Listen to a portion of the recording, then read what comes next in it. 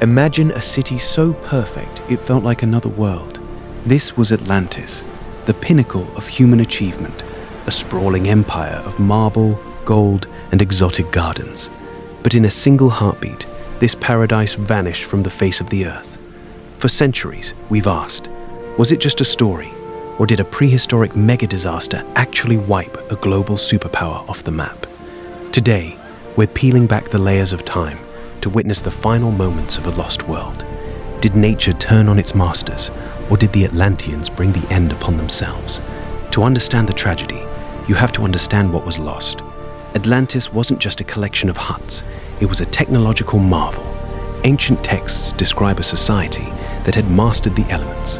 They had massive, seafaring fleets, sophisticated irrigation that defied gravity, and a mysterious power source called orichalcum that made their walls glow like fire. They were scientists, philosophers, and architects who lived in a literal utopia. They were so advanced that many believed they had already mapped the entire globe, while the rest of humanity was still sharpening stone tools. It started with a silence so heavy it felt like a physical weight. The animals felt it first, the frantic flight of birds and the sudden eerie retreat of the tide. Then, the ground began to groan. This wasn't a standard earthquake. It was a deep, tectonic shift that felt like the planet itself was cracking open.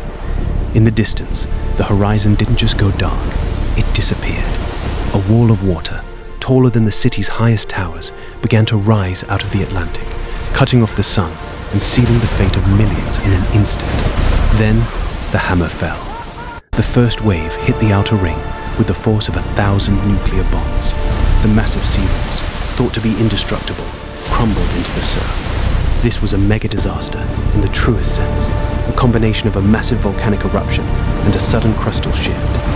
Fires broke out as the city's advanced energy systems overloaded, clashing with the incoming ocean. The firestone crystals that once powered the city now became ticking time bombs, exploding with blinding light as the cold sea rushed into the heated subterranean chambers. The nightmare didn't stop at the waves. As the water flooded the island, the weight caused the already unstable volcanic foundation to collapse. Atlantis wasn't just being flooded, it was being pulled down into the throat of the earth. The air was filled with a deafening roar of escaping steel and crumbling stone. This was the single day and night of misfortune Plato warned us about.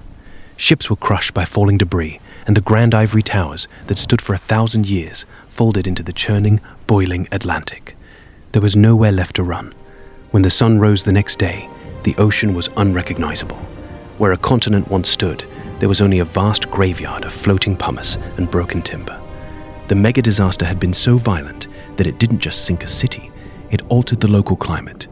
A massive cloud of ash choked the sky for months, plunging the surrounding regions into a mini ice age. The survivors, those few who were out at sea or on the high mountains, watched as the literal center of their world became a void on the map. The greatest tragedy wasn't the loss of gold, but the loss of memory. With the central archives of Atlantis at the bottom of the ocean, the user manual for their civilization was gone.